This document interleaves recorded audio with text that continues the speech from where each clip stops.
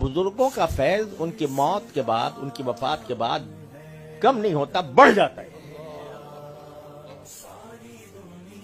اب کوئی کہے بھئی یہ موحد نہیں ہے جو اس قسم کی بات کر رہا ہے، شرک کی بات کر رہا ہے، لیکن حقیقت یہ ہے کہہ رہے بھائی اس دنیا میں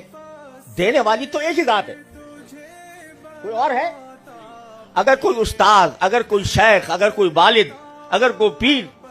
کسی کو کچھ علم دیتا ہے یا اس کی رہنمائی کرتا ہے تو وہ اللہ کی عطا کی وجہ سے کرتا ہے۔ اللہ جس کو چاہے واسطہ بنا دے، وہ واسطہ بنا دے، وہ واسطہ چاہے تو کوہ طور کو بنا دے، وہ چاہے تو آگ کو بنا دے، اس کے ذریعے پہنچا دے، وہ جس کو چاہے واسطہ بنا دے، وہ واسطے کے ذریعے عطا فرماتا ہے۔ واسطہ جس کو چاہے بنا دے، وہ زندہ کو بنا دے یا مردہ کو بنا دے۔ تو اس لیے اللہ تبارک و تعالی کی طرف سے جو فیض ہے وہ اللہ ہی کا ہے، عطا ہے، موتی حقیقی صرف ایک ہے، اور جو کوئی ہے وہ